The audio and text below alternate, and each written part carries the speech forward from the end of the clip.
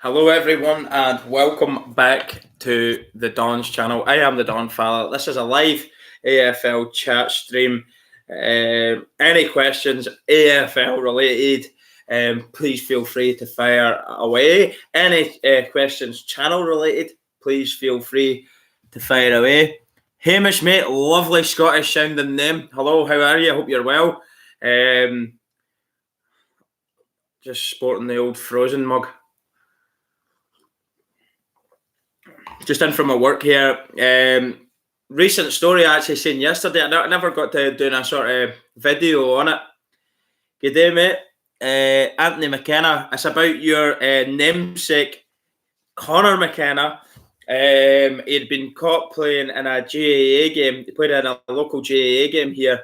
And news got back to Australia. It was documented and from the AFL that he had played, and I thought, this does not sound good.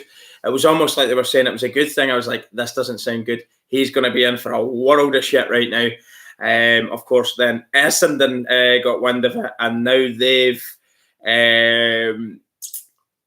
or the head coach there saying, I presume he'll probably get a fine, but one of the things he had said as well was that this might not be good for further contract talks, etc.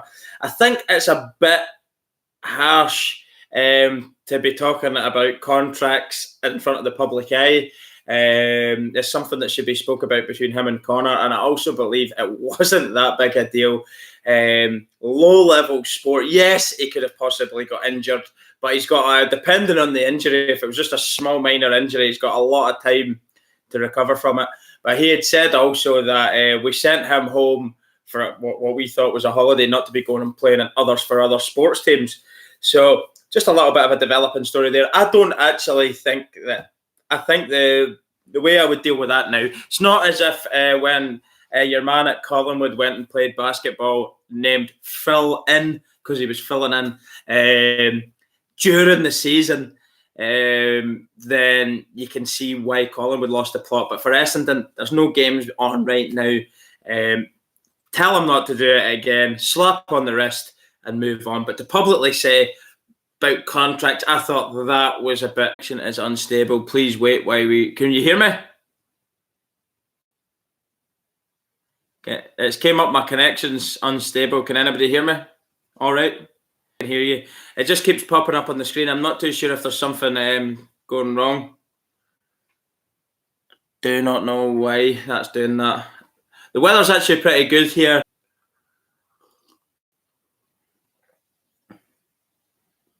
Somebody, Hamish is saying you can hear me. I can see that there, but this just keeps popping up. Dropping in and out, yeah. I think that might be a little bit better now. Pop, this went off the screen. Maybe not. Probably drop off again. Sunny other day, but it hasn't stopped raining for. My garden's almost like it's almost flooded out there. Was my favourite player from the Eagles? Well, if he'd played more, it was Nick Natanui, without a shadow of a doubt. What a player. Love him. I just wish I'd seen more of him in positions, but I think it would be Nick Nat. Oh, you fucking bastard. It's doing it again.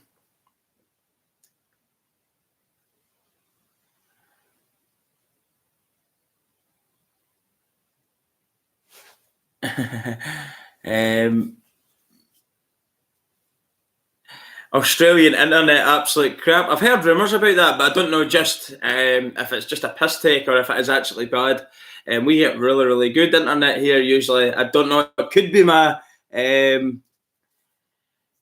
be my internet here today. It could be going in and out, but usually it's pretty good.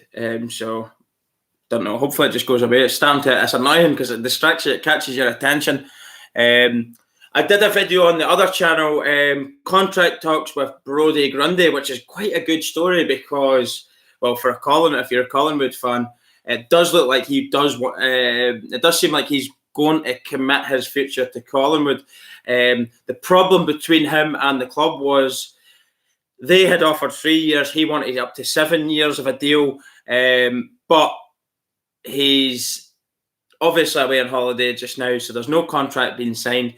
But the deal would take him to just short of $1 million a year.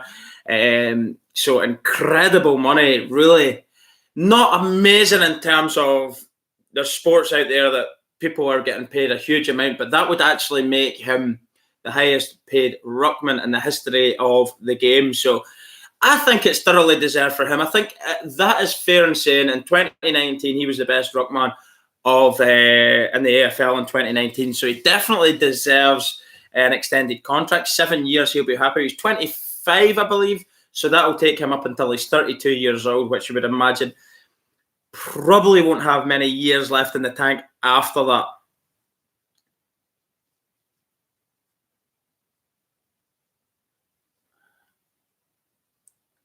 Tom Atkins, good enough player. I don't mind him. What do you think? Question back to you. Mad Geelong supporter. How do you rate Tom Atkins? Decent enough player. I think when I was talking about Geelong the other day in my live stream, obviously they were in a commanding position for the majority of the year, and then after the bye week, it just went horribly wrong. Really, I actually feel that when you get to the more business end of the season, that's when your experienced players shine. They kind of carry the younger lads and help them through. And as I said, the experience that these guys had in finals footy as well, I don't think they delivered a few of them. Dangerfield was okay near the end. Gary Ablett Jr. was the same. I wasn't blown away by them. Kelly was probably the main man for me, along with that dreadlocks boy. I always forget his name. Grimes, is it? I can't fucking remember. But anyway, he was quite good. A couple other players that I enjoyed as well. Tackling machine, yeah.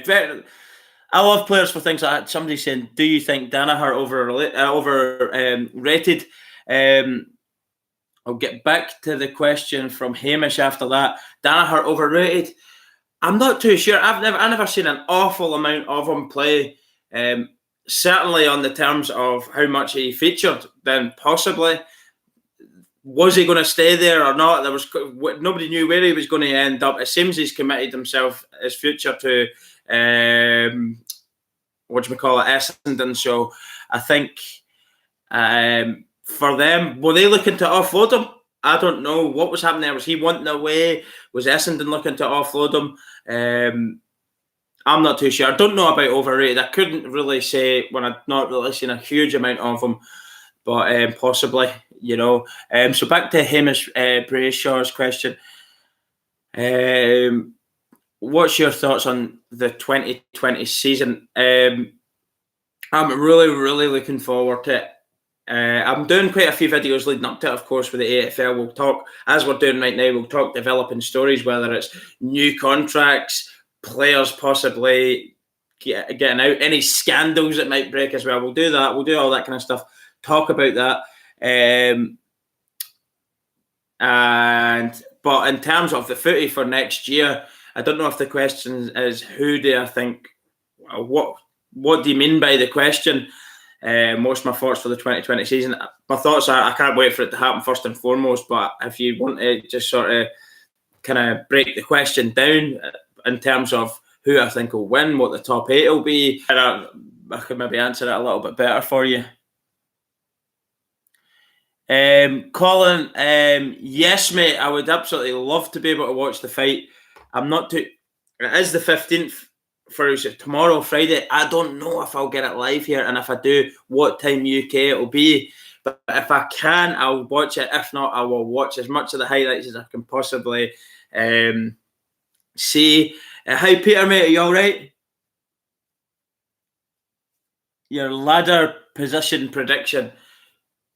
I could possibly do that now. I don't feel that there's going to be huge changes from now until March time, so I could possibly do it now. I think it'd be more fun the further back that you do it, and maybe put a wee bet on it actually. But I think I've got an idea roughly of who I think the top 2 or 3 teams are going to be next year, based on being able to keep the players together that they've already have, and then the couple of additions thereafter.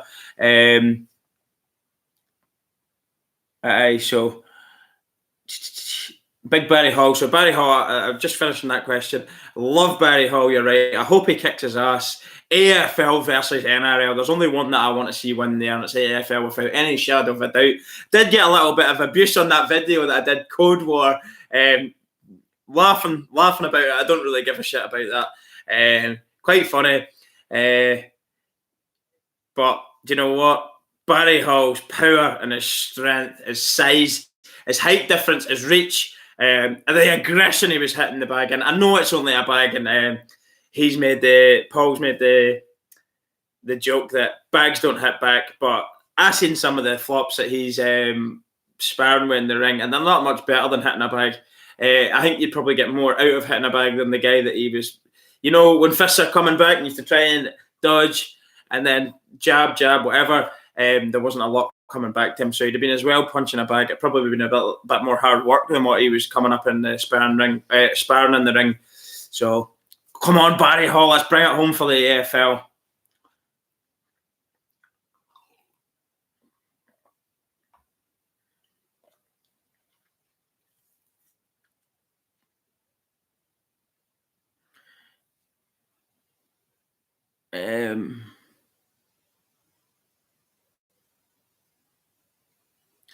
One to 18, Zach. Write your ticket down. Paddy Power, pick the ladder. 1 to 18. Got to be able to get 1 million to one, surely. Do you know what? I'm actually confident I could get the rough positions of where it's going to end up next year, providing nobody throws up an absolute shock. I mean, where the Brisbane Lions went from 0 to hero nearly in the space of a year. So if there's no huge jumps like that there, I think I'm going to get in and around it. My surprise package maybe might not be such a surprise for people, but I actually genuinely have a gut feeling about Carlton. And I don't mean in terms of winning the overall thing, but I certainly feel that they could possibly get into the top 8. And if not into the 8, in and around it, I think there's massive improvement there for them. And the more they play together, the better they get. They are young lads. Some amazing young talent coming through there, guided by the leadership of certain senior players as well. And David Teague, I think he's been very, very good for me. He's took over in the permanent position as well. So I'm looking forward to see what Carlton can do. But I've got my rough ideas of who I think is going to win it. I actually do feel that it's going to be something similar in and around the top 4 as this year, because they're just too strong. And they've kept most of their players together. So I think it's going to be similar. But I'll give that a whirl. I'll do my ladder predictor. I don't know, is the AFL site, Peter, mate, is the AFL site letting you do your 2020 ladder predictor for the whole time, all the way through? Because if they are, then I'll try and do that. Be quite a lot of work, quite a lot to take in, fixtures, etc. But we'll get there. I reckon the end of it is probably going to be roughly where I would predict my 1 to 18 anyway, but we'll see.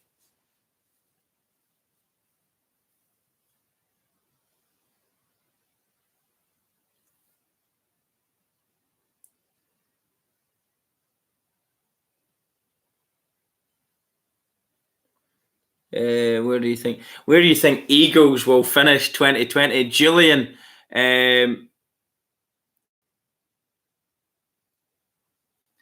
so is this another question there coming through? Hi Effa, how are you doing? Long time no see. Yes, where do I think the Eagles? Sorry about that. I think that the Eagles will. I don't know where they'll finish in the ladder, but I predict them to at least get to get to preliminary finals. If not, they could put. They're one of my top 2 favourites to win it next year. They really are. Them and obviously Richmond. Richmond aren't going to drop off. Not that much. So, yep. In and around it anyway for any Eagles fans watching it, 100%. My biggest droppers then, I think that was the question. Who's going to drop the most? Who's going to fall the most? I cannot see past Adelaide Crows falling further down into the abyss because Suns for a wooden spoon, definitely. without the AFL, with a little bit of financial help behind them to help lure the senior players with bigger contracts, etc. It's still not a place, and helps them go and get results. They don't have that. They don't have a soul really as such. The soul, your lifeblood. The lifeblood comes from the stands. It comes from the fans. They don't really have great memberships. They don't have great support. There's nothing in place there other than the AFL funded money that they're going to be getting and help with draft picks. And I do feel the AFL needs to do that because it needs to be an 18-team ladder. 17 for me wouldn't work. 18, possibly go to 20. I don't see what the problem would be for that there. I think that would be a little bit better. You would maybe skip a bye week. Don't like the bye week. I think all footy fans would probably agree with me there. I think you want the games to keep coming thick and fast every week. Boom, boom, boom. And I would actually see 20 being a far easier number to manage. 18 is actually pretty good as it stands, but it can't be an odd number. It just doesn't make sense. It doesn't look right on the table. The whole thing's shit. 18 or 20 for me. You're not going to reduce the numbers. That wouldn't work. You need to either keep it the same or increase it, and it needs to be even. You can't have 19, so 20 or 18. But certainly for the Wooden Spoon, Gold Coast Suns, I can't see it improving in a year. Possibly in 3 years. I think if you give it a 3-year plan, if you start to see improvement, you start climbing the ladder a little bit, there's a glimmer of hope at the end of it, then great. But if they're still sitting in 18th after 3 years, you completely chop the idea of it, get rid of it, change location. There's quite a few people saying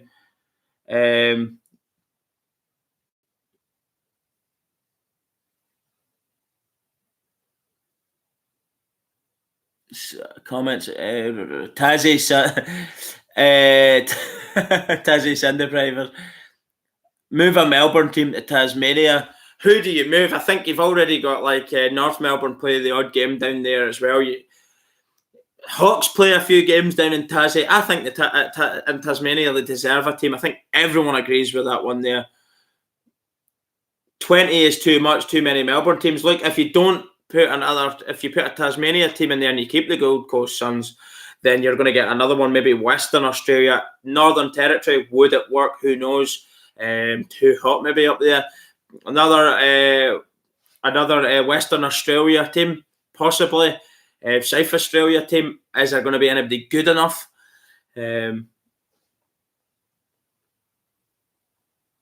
North actually did well when they got rid of Shaw. They got rid of Scott. Shaw came in. They had that sort of honeymoon period where things lifted up a bit. Then it drifted off. Then I had one or two more wins again. But they're very much a team of they're just making up the numbers, really. So, if they don't have a great support where they are right now, it could be an option as well, couldn't it?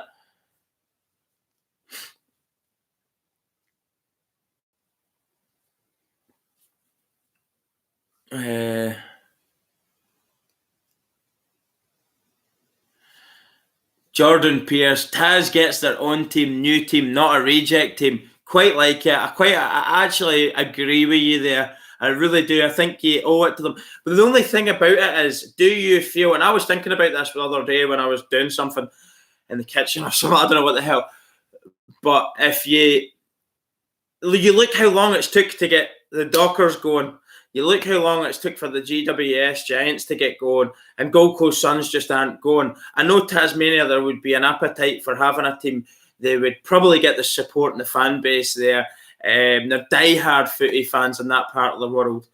But if you start a new club from scratch, you've got all that groundwork to do. You've got to put all these layers into place before you can even talk about competing properly with the other teams. So maybe a relocation of the Gold Coast Suns with the foundations already there and the help from the AFL with the draft picks, etc. If they had honoured that but moved it to Tasmania with a brand new name, but if you know what I mean, taking the place of it, it could be a positive. Dockers have 60,000 members.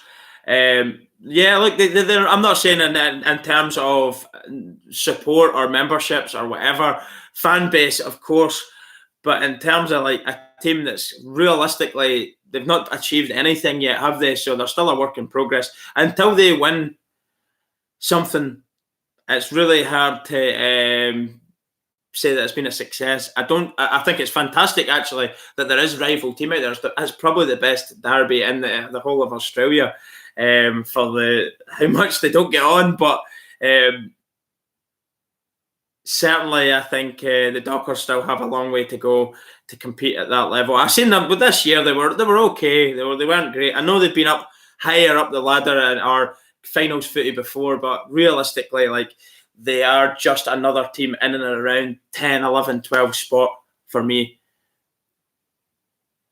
I agree with you. I think Freo will have success at some point, but I was just using them as the example to say if you started a Tasmania team from scratch, if you look at how long it's took for these other teams that got introduced later on, how long is it going to take for a Tasmania team who gets started from scratch to work its way up to actually competing? And you do want a relocation of a failed Gold Coast Suns could be better than starting from scratch. I don't know.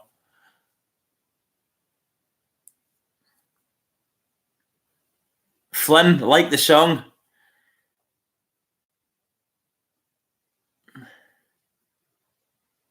Cheers.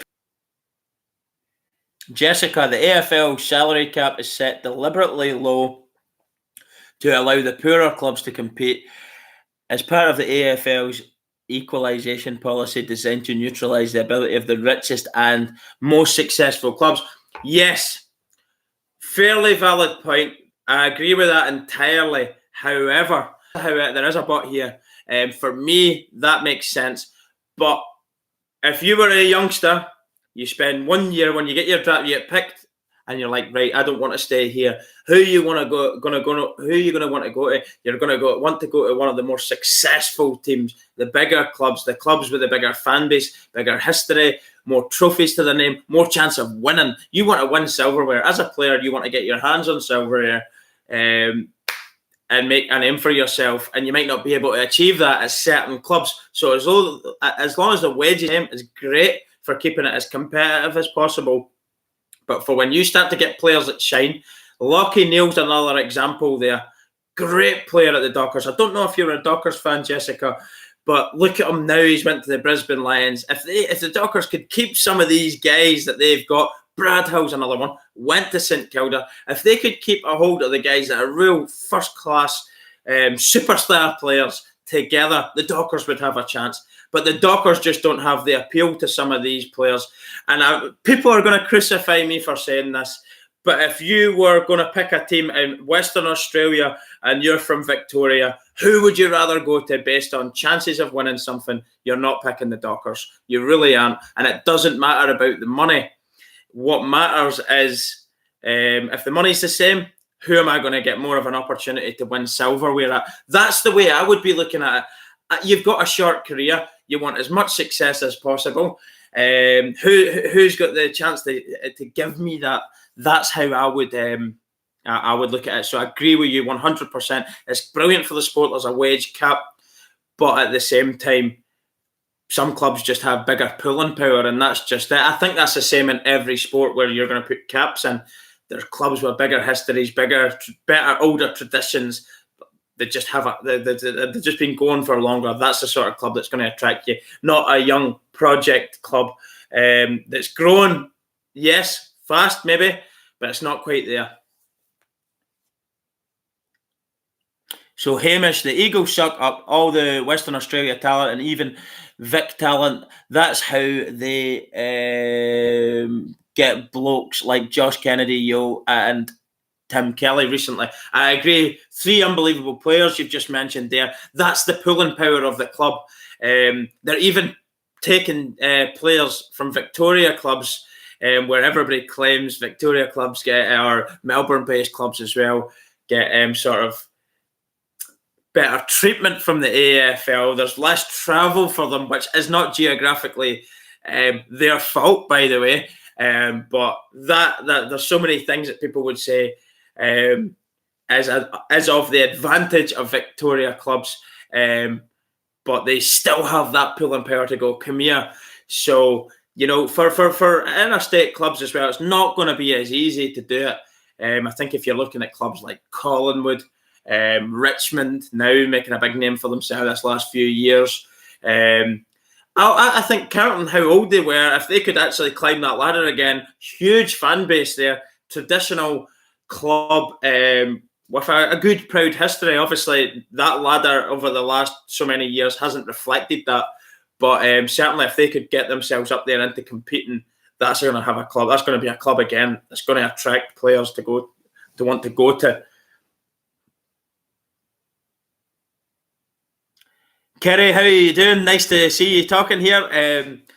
You're pretty much saying what I'm just said. Let's be honest. If you're a player wanting to trade to Western Australia, your goal is to get a flag. Exactly, yeah, and it's going to be blue and gold, and it is going to be blue and gold. No disrespect to the Dockers. That's not my personal preference here. This is the club I like more. You're using your brain. You want to have a successful career as a player. Who's got the bigger power, pulling power? And it's without, it's not even close, actually, not even close at all. It's like trying to compare Richmond to St Kilda. Really, that's the size difference for me. Fan base wise, 60,000 members is great, but that doesn't really mean a thing. Carlton in a coma. I was. He goes for the Bulldogs. Nice. Richmond got a bit lucky, but Geelong in the semis. Surely a chance next year, though. Possibly. You're talking about Geelong. For me personally, I see Geelong dropping off further next year. I think next year is going to come too soon for them in terms of Tim Kelly's a huge loss. Your players are getting older. Gary Ablett Jr. for me never did as well as he should have. Dangerfield the same. There's players probably going to hang up their boots, I would imagine, who've been absolutely superstars for Geelong. But the youngsters, you can't put too much hope in them. I said this in my other live stream. I would be a bit afraid to be saying, but we get this draft pick for Tim Kelly. I wouldn't be too excited about that. These guys, like I'm talking about in the AFL, the big crowds, the TV cameras on them, they need to be able to do it against men. And I feel that for Geelong, I don't think they'll drop out of the 8, but I think they'll drop down. I really, really do.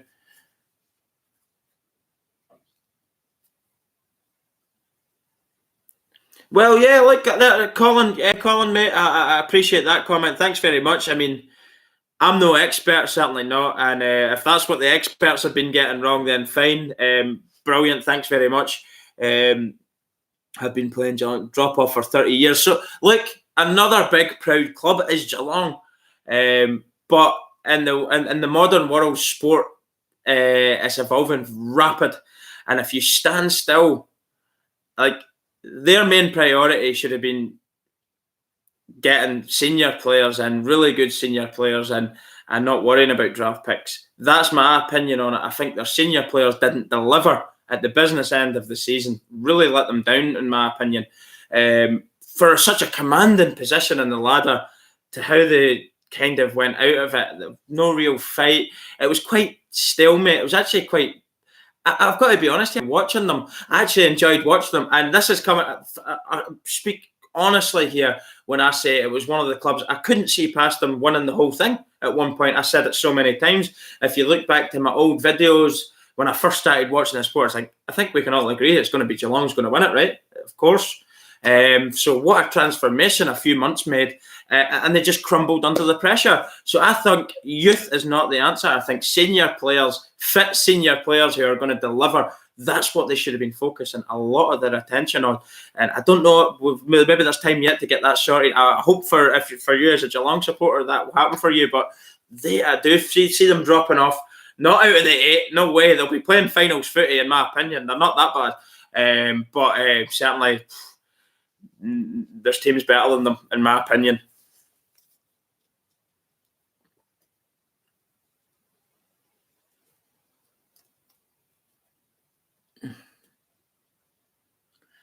Selwood, another legend. Hamish is saying something there. Selwood was another player. I always forget to mention his name. Hard as a bag of nails. Great servant for the club. Ultimate pro. But he's getting old as well. Like, he's getting old. You can't...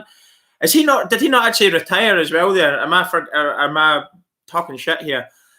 Did he not just retire as well? Play his last game? I can't fucking remember now. There was that many people getting carried off playing their last game. So apologies if I've got that one wrong. But yeah, he's old. If he's still playing, he's getting old.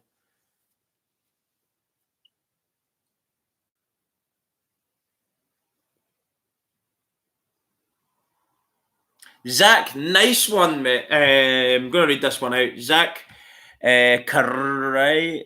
Is it an A or an L? Carella? Zach Carella. Nick Nat is the best ruckman in the AFL. Don't at me. Grundy and Gone are cool, but Nick Nat has so much impact in games, it's crazy. Could not agree with you more. He's an absolute superstar. I've never actually watched any game that he had played where when he goes up in the air, centre clearances or whatever, he's going up there to win the ball. He gets you on the attack so quickly. It's frightening. He's so positive. He's so big. I've never seen him being out-jumped once. Grundy this year for me was the best ruckman, and that was down to Nick Nat playing every game. So over the year, Grundy rightly deserves to be called, in my opinion, the best ruckman. But I agree with you. Fit Nick Nat is light years ahead of him as well.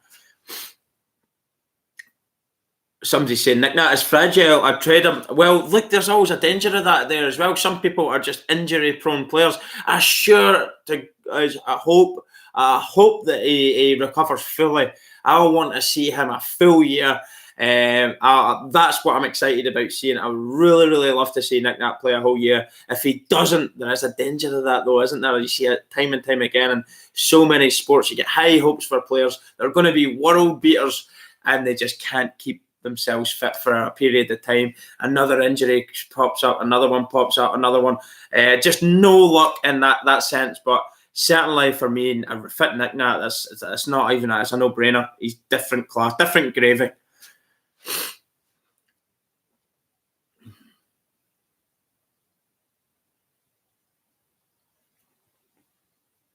Hamish, I think the problem with Dockers is their culture.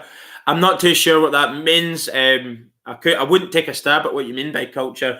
You'd probably have to explain it a little bit better for me to be able to comment. But thanks. Maybe that makes more sense to people reading than me, but thanks for that. Ivan Sildo headers the ball out of the ruck. Skills.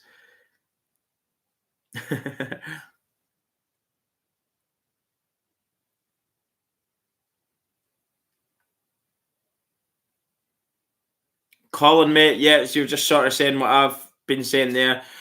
Chris, mate, how you doing? Welcome to the live stream. Glad you're getting a chance to speak to me now.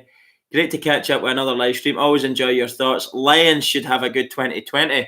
Nice comment, mate. Lions, yep. I don't see things going drastically wrong for the Lions. Get back to Luke Hodge. When I covered that video, wowza.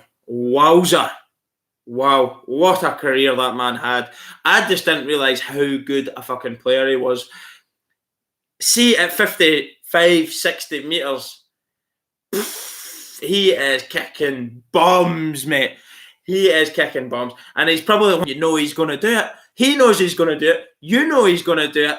It's just the technique and the power in the legs, right foot. Just a superstar in retiring and Luke Hodge. So just a quick comment there. But he's the main player that's really left. Love Cameron.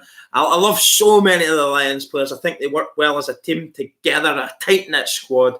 I don't know if they're going to have to be able to make that next step and go the distance and get themselves to a grand final. I do not know, but I don't expect them to drop off too far away. Preliminary final, maybe, certainly in and around it. Really good, solid team, and I don't see much changing. So, thanks. Yep. Nick Nat is a freak. If he can get the whole season in, will be a granny. But I feel, your comments away. Can I scroll it back up? I'm not too sure. 1 second. Yeah, it can go up. But I feel like one more major injury, maybe the end. He's had a lot of Well, look here. I hope that it doesn't happen, but if it does, it's just one of those sad things in sport. There's so many players that you just know. Don't know if you're familiar with soccer, but the Fat Ronaldo, he's called R9. He was the Brazilian one, not the Portuguese one, in soccer. You've got the Cristiano Ronaldo now. The Fat Ronaldo, for me, is possibly technically the greatest player to play the game, but his constant injuries, just ruined it for him. The stats that Messi and Cristiano Ronaldo are racking up now, you can only think if he played in the modern game, what he would have done, it would have been there, or he would have surpassed that again. I think he was that good, if not better than those two. But the injuries don't reflect it. So it's one of those sad things. You just hope it doesn't happen. Loving the videos, Don. Thanks, James, mate. Get around the Dons and the Irishmen. There's a couple of young Irish lads now. Of course, I was talking about Conor McKenna playing the GAA there when he's at home right now. So he's been playing a game for his local football club here, and he's been caught out. What do you make of the comments from the coach? I wasn't too sure I thought they were a bit harsh to publicly say that's not how you go about getting new contracts and stuff, kind of making his future feel kind of unsafe. I don't think it will be, but to say it publicly, I thought it was something that could have been addressed either when he got back off holiday or on the phone.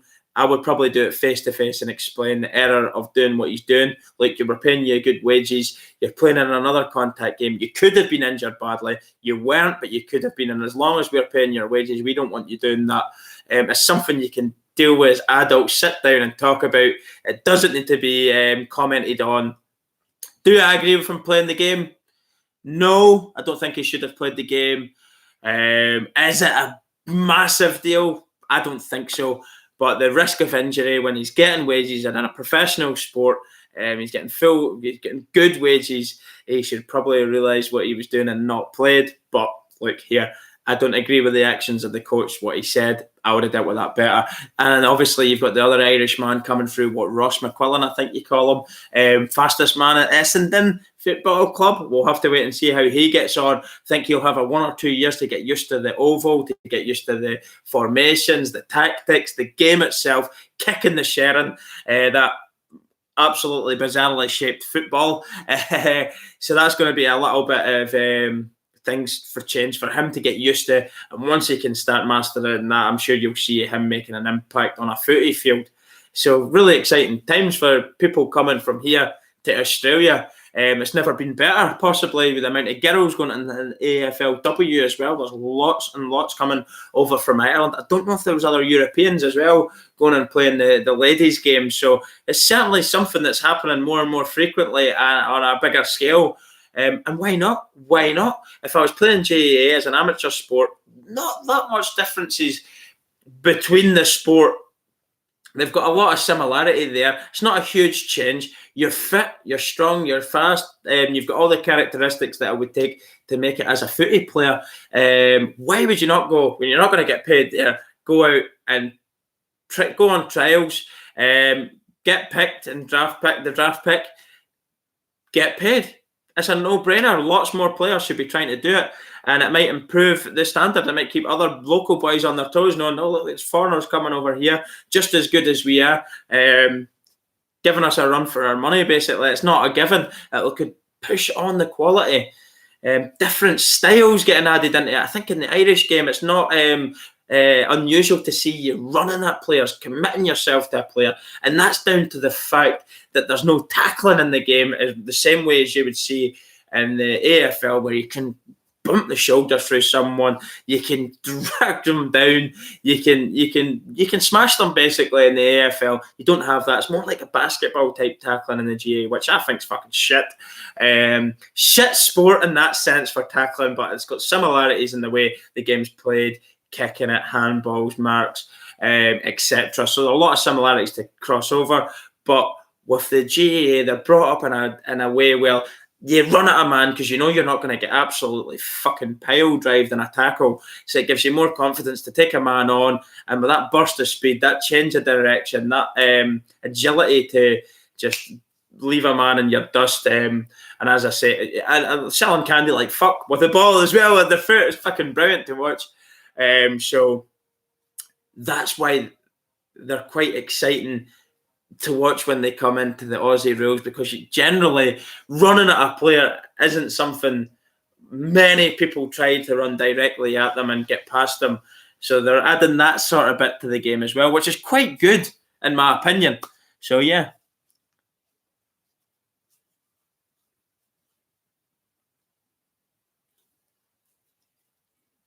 Dockers.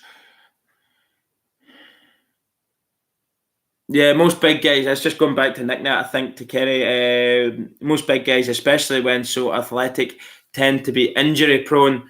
Yeah, it makes sense when you're trying to play in the fast paced game that we've got now in the AFL. Really, it's a lot quicker than it would have been years ago. And then he's so big; he's naturally big anyway, and I'm sure he's put on a lot more muscle as well to play the game.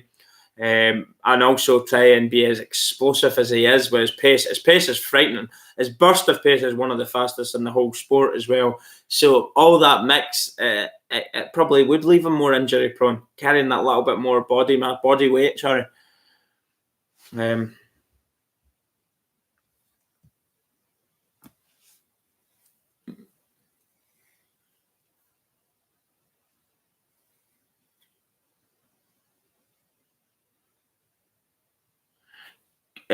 Jordan's comment, I quite like it and I agree with it. I'll go back to James just before that, before it goes off the screen. And yes, as an 18-year-old, and never seeing these players from Ireland come into the side has me excited because they are talented from the Gaelic. I actually agree with that. As I said, those sort of characteristics that you'll see from the sport they're playing here, and introducing that as well as playing the original kind of way you would play in Australia as well, the normal way. It gives it that little element of. I think when I watch Indigenous players, I think they just have that little bit more. I don't know what it is. It's like that magic just to be able to turn and change direction so easily, quick, and just leave you just. They're so exciting. The flair of them really, really good, and this. I think the athletic side of the Aussie rules, but the boys here, I don't know if it's the type of running they're doing. They're just seeing that sharper speed. I'm not too sure why that is, if it's just coincidence or if it's actually a thing, the differences in the way the game's played. Maybe you need to be a little bit bigger because of the tackling element in the AFL and in the Gaelic. They don't, so they can shed a few pounds and it's more speed orientated, running at a man, taking a man on. So that explosive burst of pace really does help. All you need is a 5 to 20 metre burst of pace, get past a man and pick out a pass. And you know what? That is as effective as anything that you're going to see on a footy field. Just that burst past your man, your marker, or your man that's on you.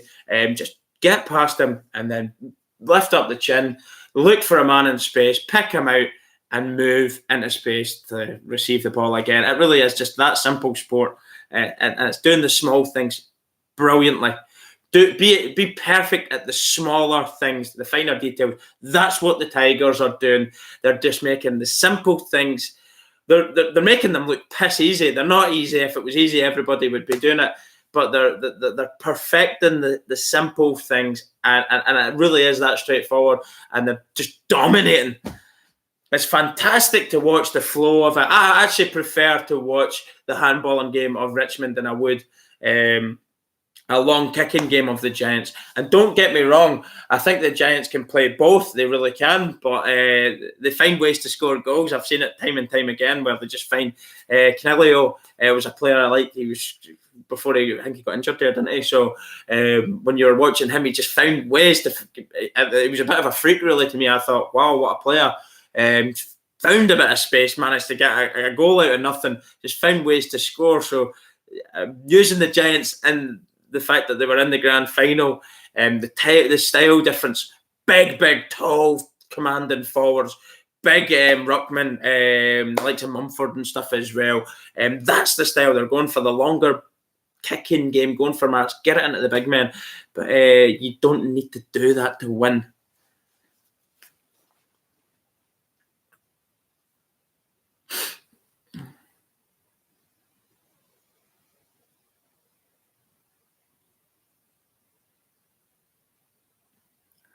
Not too sure. I've missed a few comments there.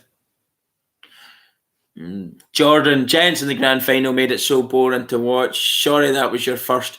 I've had a lot of apologies about that, and I don't see why anybody would have to apologise. I know people wanted to see me. Somebody's popped up. Yeah, I agree. Like, I'm just quickly going to Collins one because it popped up in orange. I've not seen that happening before. Like, you don't just, if you're going to stick to one style, you better be good at it.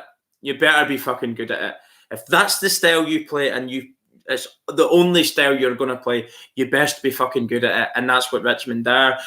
Any other team, if you've not got a style that you're absolutely sure is right for you and your players and your team, and they're all going to buy into it as a collective and try their hardest to do it on a weekly basis, no matter the opposition. If you're not going to be able to do that, then you need to play, yes, to your strengths, but also set up to suit the team that you're playing. So, if you know you're going to be playing a team like the Giants that are going to be big and strong, maybe try and play a bit more handballing game, stretch them out wide, make them run harder. Big men don't want to be running too much, do they? I wouldn't be one. If I was 6'7", 18 stone, you've still got the same size of lungs and heart in your body. You're going to be pumping it. It's going to be working that little bit harder. I'm not want to do the same fucking amount of running as somebody 6'1", 6'2", lean, mean fucking running machine. So that's what I mean. You need to be able to adapt your style to play different teams. Certainly, I agree with that entirely. But as I was getting back to that point with the Tigers, it all just works from top to bottom. They're all on a wavelength. They're all on understanding. So for the GWS not performing and being shit, I don't necessarily agree with that statement. The reason being, the Tigers were just ruthless. They just schooled them. I've never seen a slicker, but like for a final as well, to have the composure under pressure in a final in a game that means so much, to be able to stick to that game plan, not panic when you're not scoring, you're not getting the points on the board.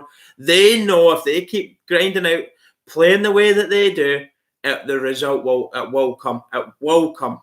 They're that sure of it, and it was fantastic to watch.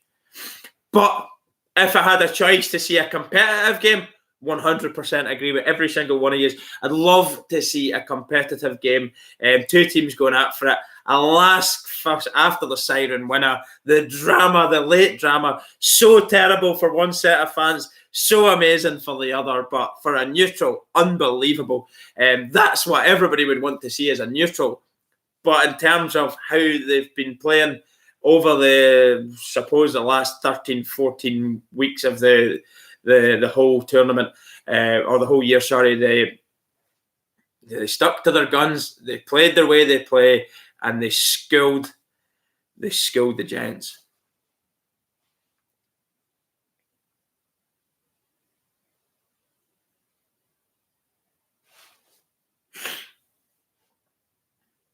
Quite a lot of people saying the 2018 grand final. Yeah, well, look, I don't know if there was any Collingwood fans there. But yeah, like certainly a little bit more competitive. Sorry, Andrew, but people taking the piss out of each other, I'm not too sure. Sorry, Andrew, question mark. Bit of banter between people. 2005, 2006 grand final. It's like a movie type of thing. Well, I did actually see what you're talking about. You're talking about the Sydney Swans and the Eagles 2 years in a row in the final against each other. Both of them winning one each. Wow, I mean, amazing. I did. I've watched quite a few, and I love the older games. I love even older again. I love going back into fucking muddy, playing in spud fields, potato fields, ground dug up, bulldozing each other, people kicking 13, 14 goals in a game. So many things that I enjoy about the way they played the game. I think they were technically smarter back in the day. I think they understood their positions better. I think they understood the game a little bit better. I think they executed things a little bit better, and technically they were better. Obviously, the modern day, it's faster, it's quicker, it's possibly stronger. They're stronger men. Doesn't mean they're mentally harder or braver. It just means they're probably physically stronger. Look, I could go in the gym and pump iron and pump iron and pump iron and get myself fucking massive. It doesn't mean I can fight. I might look like I can, but it doesn't mean I can fight. You can get yourself finely tuned into a lean, mean animal or a fucking big, fucking, I can barely fucking move sort of a character. You know, who's tougher? It's not the size of the dog in the fight, it's the size of the fight in the dog. So certainly today they're quicker, probably stronger, not necessarily more game, tougher up here. Yeah, so loads of things I like about watching the older stuff, and I did see 2005 and 6, 2018, didn't see it live. 2016 I got told for the Bulldogs win their grand final win. Watch the preliminary final. I did do that. The grand final. Somebody wanted me to do a reaction on the preliminary final. Haven't got round to doing that. Just a quick one on reactions. I'm going to do one of Andrew McLeod. I think was at Adelaide Crows, Indigenous fella. So possibly going to do him in the next day or two.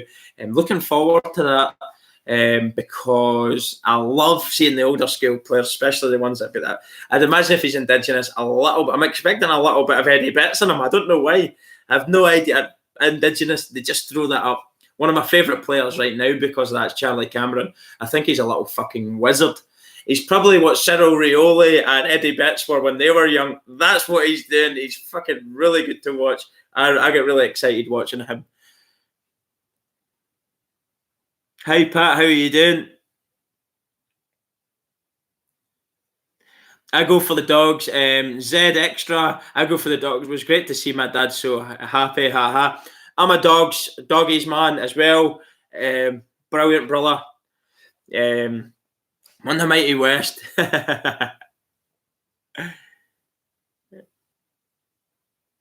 Have you ever done a reaction to the NRL? Kevin Smith, yes, mate. Not live games or I've not done live streams of the NRL, and I've not done players yet. But on the Dawn of World Sports channel, my other channel that I've got, it's just over 1,000 now. Get in, got over 1,000 subs there, which will help me do live streams like this on the channel. You have to unlock these little perks on YouTube. They don't just come, boom, you're going to start making money here. No. You work your way up that, and even if you did make money, you're talking pence at that stage, or cents. What the fuck do you call it there? Cents and dollars, pence and pounds, and not hundreds. Don't ever think you're going to be making hundreds straight away. That will be taking quite some time to achieve. But yes, back to the rugby league thing. I have done that on that channel. Just a couple of the fights videos and stuff like that. They are big hits, I think. Just not sure. NRL supporter, I take it, mate. Who's going to win out of Gallen and Barry Hall? Question back to you, brother. Zach. No, not Zach. Zach put NRL is boring. Charlie's brother is a gun. Charlie's brother is at West Coast Eagles, isn't he? Charlie Cameron. Am I wrong?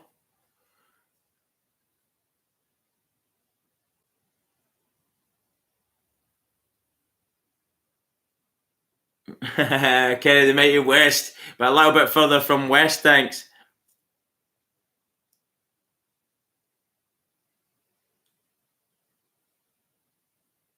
My thing is pausing a lot more now. Sorry, Hamish, mate. I do not know why it's doing this. It's been doing it quite a bit in the stream. Hopefully it's not too bad.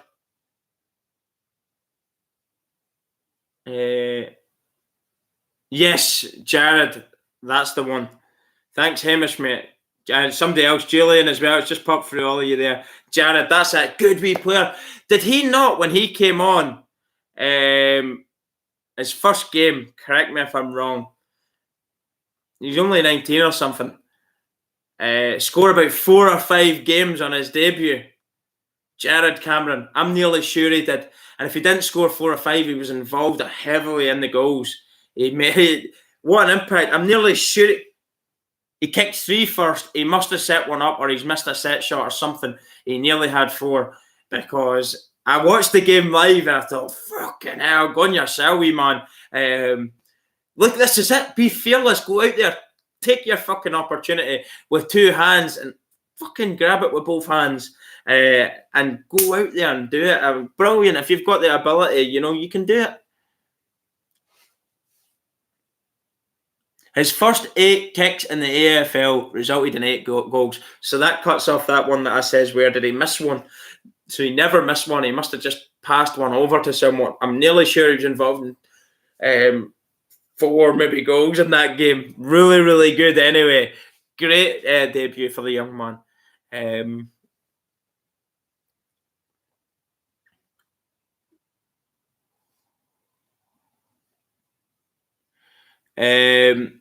Jordan Pearce, I think the NRL guy will beat Barry Hall.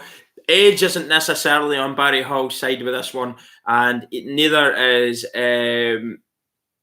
obviously he's just finished, I believe, playing. He's just retired from rugby league, Gallon. So you would think his body's still was in a fitter starting point than Barry Hall's, having to work to get himself fitter. I'd imagine he probably keeps himself quite fit anyway. But you're talking about match fit for football or for the rugby. He's maybe got that little bit of advantage there. I think height and reach, as I said, with Barry Hall. I think he hits the bag better. I think he's technically the better boxer. It'll be interesting to see, because he's got 9-0, Gallon. He's won nine of his 9 fights. Not all by stoppage. There's been some that's went to the count. 4 rounds, 2-minute rounds. Somebody made a point of saying Barry Hall only wanted 2-minute rounds, but if you look back at some of the fights that Paul Gallen's had, he's had 2-minute rounds as well. So you've got to remember the age of these guys. I mean, they're not professional fighters. 2 minutes is quite a long time when you're punching somebody, but not only that, when you're being punched, if you're getting punched in the body, you fucking start to drain very, very quickly. You're breathing out your ass very, very quickly in boxing. There's nowhere to hide. I think Barry Hall will be too much for him. I really do. I don't really care about 9-0 at this stage. I mean, I did a video on the Dawn of World Sports. Do check out a young Scottish fighter, Josh Taylor, my favourite fighter. Because he's Scottish, obviously, I'm being a little bit biased, but he's my favourite fighter. He is now a world champion, a unified world champion, so rightly up there with some of the best right now in the sport. But I was going to say, his early fights, they couldn't find an opponent. He had a huge amateur career as well, 100 and odd amateur fights. He's gold medalist in the Commonwealth Games, been in the Olympics as well. So a massive, massive amateur career. So when they put him into being a pro fighter, every fighter they got, he dismantled them so early. So when you fight these early fights in boxing, really aren't designed to give you rounds. They're just average fighters at best. And and let's put it, somebody says, but he fought an ex-world champion. I watched an Irish guy knock Mike Tyson out. Do you know what I mean? When Mike Tyson got near the end of his career, ex-world champion means fuck all. Mike Tyson was just taking fights for money at this stage. He really wasn't fit. He wasn't taking it serious. His head was all over the place. So how viable was the world champion Paul Gallen be? I do not believe for 1 second if he's world champion, Gallen's going to be anywhere near the man. But all that being said, he does have a little bit of fighting experience now, so that will be interesting for him. I'm not going to say it's going to be a landslide victory by any means by Barry Hall, but you can't help but think if Barry Hall, I think with that reach advantage, just standing off. I'm not saying he's going to stand off, and that's how he's going to box smart. He's going to box smart to begin with anyway, get a feel for it in the first round or two. But if Barry Hall's going to get him full pelt. I don't know, is orthodox Barry Hall? Orthodox fighter. If he lands a big right on him, you can't help but think that could be think that could be night for Gallen. In my opinion, certainly he's got that size, the power he seems to have. The speed that he has as well for a 42-year-old is frightening. His body is in immaculate looking form. So, come on, Baz.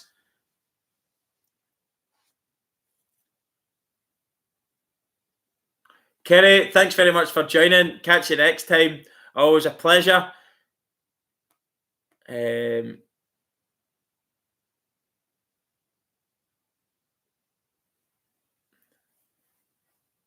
Quite a few comments there about the boxing, so thanks very much for them.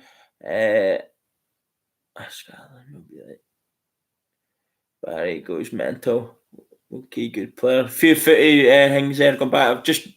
I was just talking about the boxing there quickly because it's a code war representing the AFL, so it's still AFL chat technically, but about boxing. Barry goes mental. He will lose his head, I think, possibly, if it's not going his way. I hope he doesn't. I hope he keeps his cool. Relax into the fight. Relax. Don't force anything too early on. Don't overload on shots. Don't be trying to put a knockout. Don't be trying to throw, because sometimes I think, especially in the early stage, like you've got to remember this guy's 42-year-old, but he's still relatively inexperienced at this, at fighting in a ring like this. He's going to be nervous, of course. So I hope he can keep his composure in there.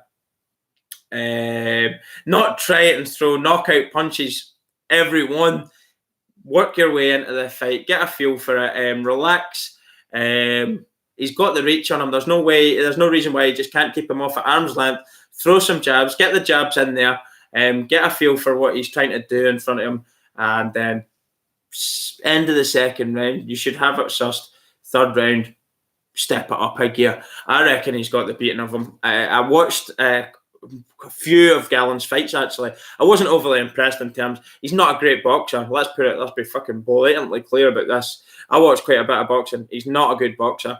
It's just because both of these two guys aren't experienced fighters why this will be interesting. Fucking really, Barry Hall should not be out of his depth for this guy. For anyone that's wanting Gallen to win, fair enough, but I don't think anybody wants him to win. Anybody thinks Gallen's going to win that. I wouldn't be blown away by him. It's okay. You be a thug in the boxing ring gets you nowhere. The worst thing you can do is nearly be a thug in a ring and get emotional. If you get emotional, you usually get beat. If you start swinging erratic, start getting angry, start losing your head, you lose your composure, you lose your tactics, you're not listening to your coach in your corner. Start doing this more. You need to start throwing jabs. You need to start getting on the inside. If they're not listening to that and they're getting the red mist, all the thug of the day, well, you will be beat. You will be beat. I don't think Hall. I think we've seen him on a footy field being mental and crazy. I think he'll take this very, very seriously indeed. I think he's smarter than to let himself lose his cool. It'll be interesting, certainly. Come on, Baz, come on. He looks like a jack kangaroo, fucking going nuts.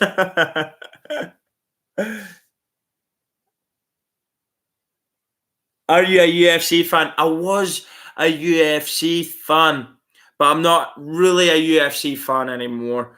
I think Conor McGregor seen the end of that for me. He put it on the map. It was already on the map for people who liked mixed martial arts. People already knew about it. He put it on a more like Hollywood type scale. There's no denying that. He brought the money into the sport, but he ultimately fucking made the sport a bit of a gimmick as well. He's a shite fighter. Really, Conor McGregor, midget that he fought that was the wrestler.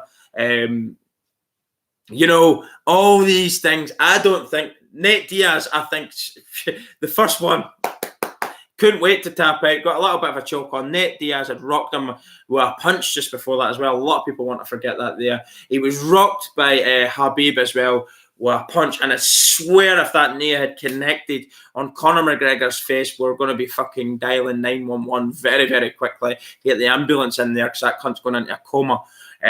But I didn't like it. boxing, it's toe-to-toe, mixed martial arts, there's a whole load of shit going on. I see when it gets into the submission and the grappling and on the ground, I can appreciate its skill, I can appreciate the training, they're strong, not entertaining all the time. You do get great fights, you do get great knockouts. Some of them can be absolute fucking killing sessions, there's no denying that. There's blood all over the octagon, really, really entertaining, but the pure essence of the sport, boxing I prefer.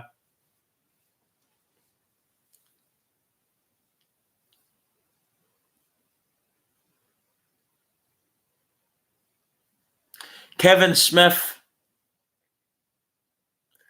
Wait, I'll get to Kevin Smith. What's your thoughts on? I've got get down this just before I don't want to miss anybody, Kev, mate. Hamish Brayshaw, what's your thoughts on Willie Rioli's drug scandal? Look, it was actually quite fucking laughable. It was only a joint. If he had just admitted, look, I took a joint, fine, maybe a ban for a couple of weeks. I don't know what the policy is from the AFL. I don't know what his ban would be, maybe longer. But when you try and cheat a drugs test, you just open yourself up into a world of trouble, don't you? I don't know what the fuck he poured in there. That shit that out the bottle, fucking energy drink or whatever it was. He'd put something in there. It wasn't urine. He's been caught out. Did he panic? Possibly. Did he break the rules? Yes. Does he deserve the book through at him? Within reason. If he'd been using performance-enhancing drugs, I'd say throw the book at him. Yep, certainly. But as I said, not condoning the misuse of recreational drugs. Not condoning it. But cannabis is at the very lower scale, in my opinion, isn't it? I mean, I don't know if you can go anywhere without smelling that stuff in the air, no matter where you go. You smell that stuff, and it's just a culture. It's a culture here. I'd imagine it's a culture where you are as well. It's just fucking everywhere. There's no escaping the green. It's everywhere. He's had a crafty joint. Shouldn't have done it. Should have been fine. As I said, all of that stuff. But he tampered with the drug test, so like I can't possibly comment on what should happen to him for that. I don't know the rules. I don't know the rules on it, you know.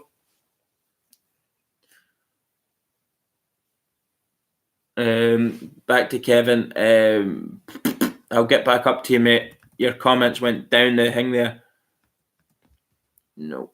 Wait there. Where is it? Quite a lot of comments must have came in because I couldn't see it.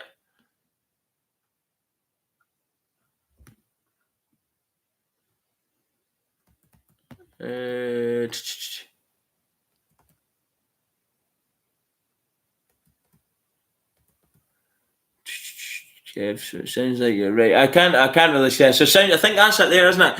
So it sounds like you're right in everything Australian. Have you and the missus thought of emigrating to Australia? Mate, if it was up to me, I would have no qualms with it. My wife's a home bird. We're visiting Australia, of course. I don't plan on it visiting Australia just once. I'll probably be several times. If I keep doing AFL on this channel, I'll continuously want to come to Australia, you know, get into games and stuff. I don't think that's ever going to stop. So, but in terms of living there, I can't ever see that happening. My wife is a home bird. She just loves being at home. So what can you say? Everybody does what their wife wants. If you want to keep your wife happy, your wife's happy, you're happy. You know what I'm talking about, fellas.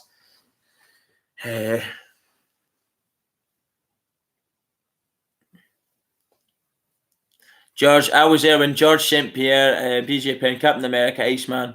That time, that's when I liked the UFC, mate. Absolutely. Ireland, Colin, Ireland needs to retain its talented blokes. It simply can't, mate, because it's not a professional sport. Their sport's a joke. The sport as a sport is okay. The way it's run is a joke. So that's why that doesn't happen.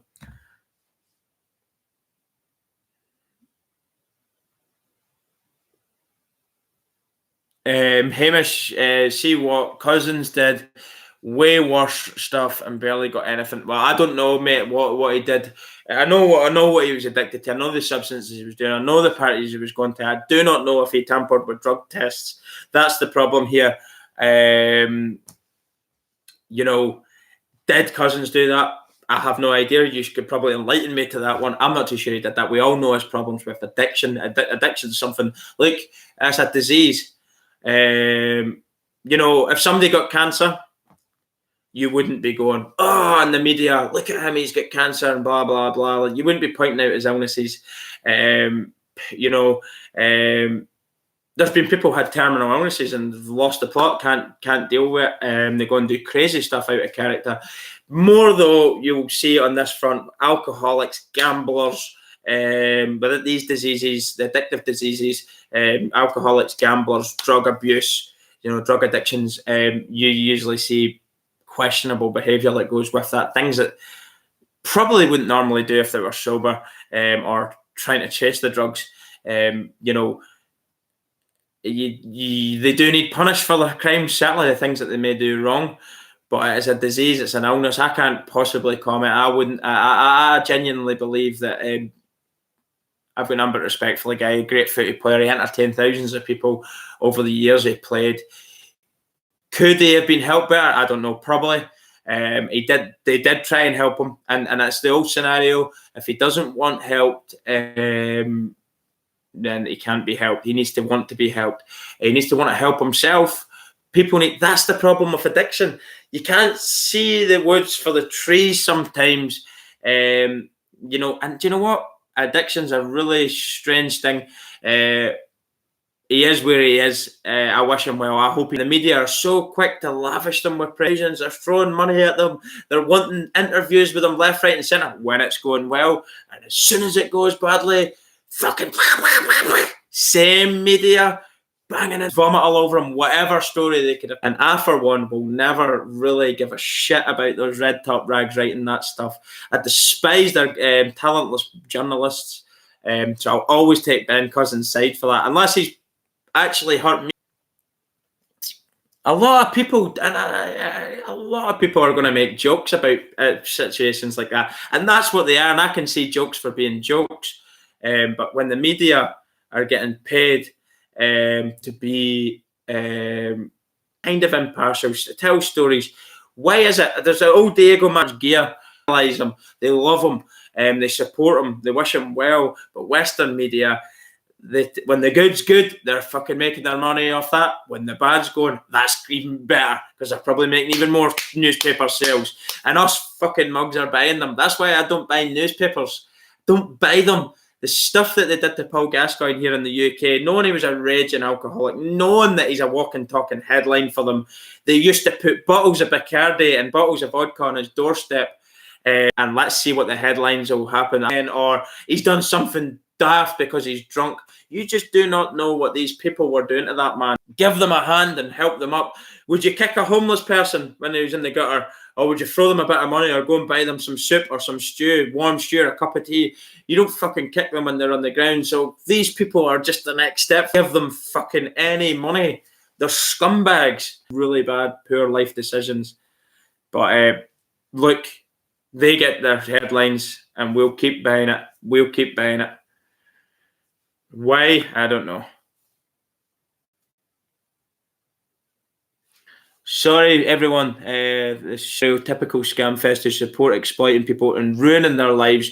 Something as simple as saying a single word. I know you even see it, and worse than the red top rags is nearly the women's magazines, where like a celebrity's been out and they've got a sweat patch here, big circle around it. Ooh, look, they've not washed. They've got a sweat patch. Ooh, fucking fashion fail. What the fuck? Find me a person that doesn't sweat. Find me a person that doesn't shit. Do you know what I mean? Like natural human bodily functions, and women are like, getting a. Who actually gives a fuck?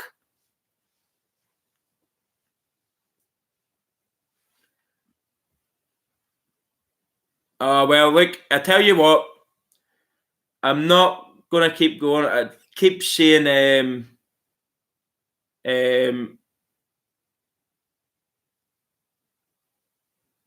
Maybe you are getting it back again. Maybe it's coming back, is it? Hamish, I'm not going to go in anymore. It's just back. Somebody asked me about Willie Rioli. Then I went from Willie Rioli to Ben Cousins. Ben Cousins to Women's Magazine, or Red Top Rag newspapers to Women's Magazines. So apologies for getting deep. Didn't mean to do that. But like, it's the world we live in, isn't it? I think instead of ridiculing and shaming, we should be supporting and not quick to twist the knife. The amount of stories that get put in these papers that are just not stories, and people behind like, oh, did you see what he did? He's just meant to be a football player and he's getting a McDonald's. So?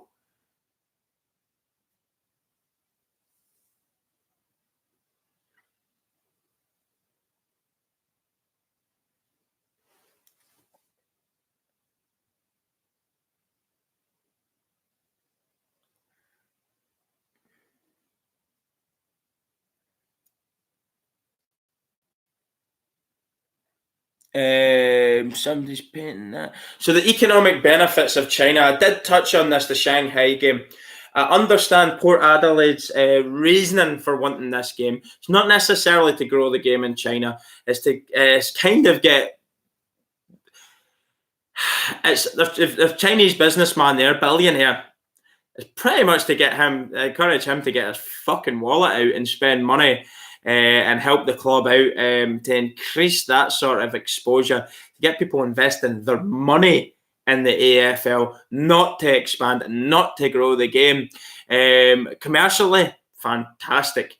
Sports-wise, not great. I mean, if I was a Port fan, I wouldn't give a shit about China having a game. It's absolutely a non-starter for me in terms of playing the game there.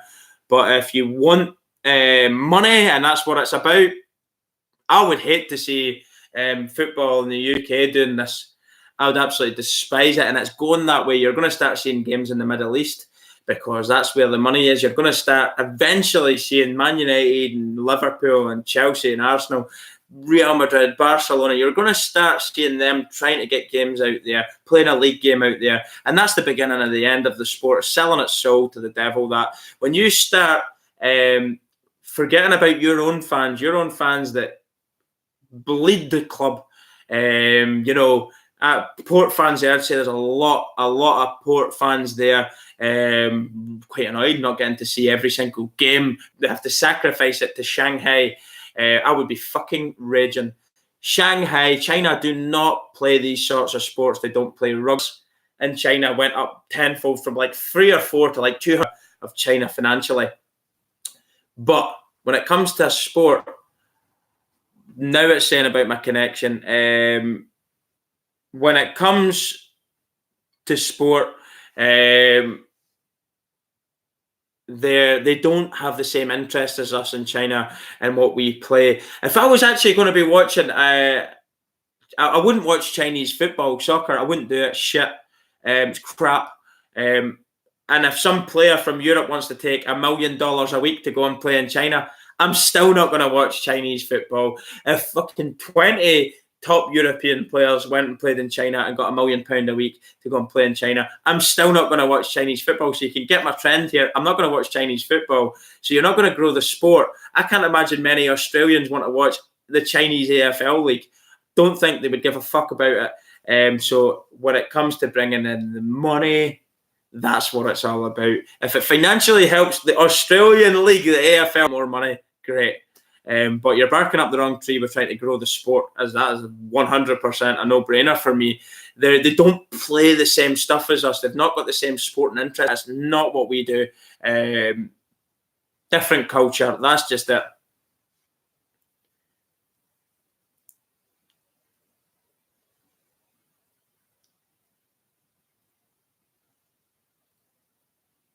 Jessica, wasn't Man City trying to get a game in New York City? I would not be surprised. They've got Arab owners. They own New York City. They own Melbourne City as well on the side. It's only a matter of time before this is tabled to the English Premier League, and they say, look, we've got the money, we'll make it happen, and the English Premier League will make it happen, and they won't care about the fans who have been following Manchester United. Manchester City don't have many fans, but Manchester United, Liverpool, Arsenal, Chelsea, Real Madrid, Bayern Munich, big institutions of clubs, America, and watch this.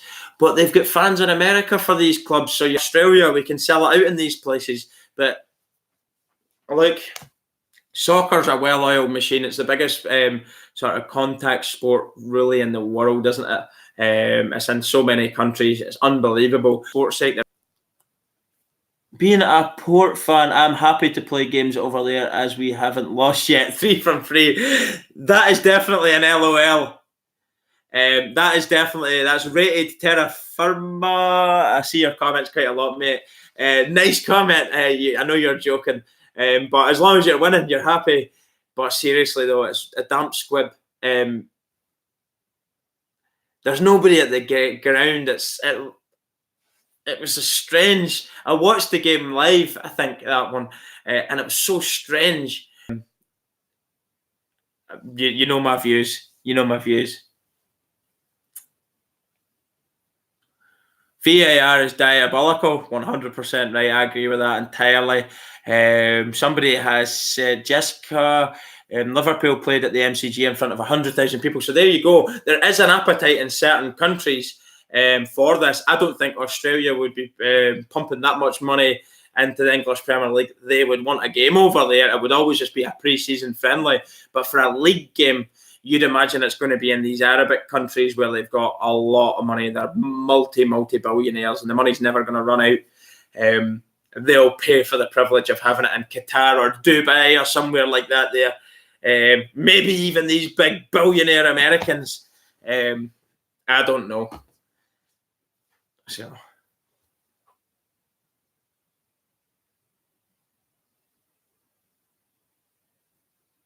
AFL balls are made in China. A lot of stuff's made in China, mate.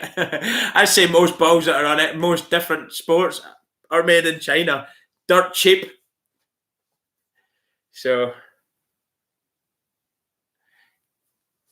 AM Melbourne time. Thanks very much, mate. Thanks for everyone who's joined the stream. It's been a good chat. Apologies for the deep bit about the drugs. Just got in and went on a little bit of a rant there. So, as I say, apologies.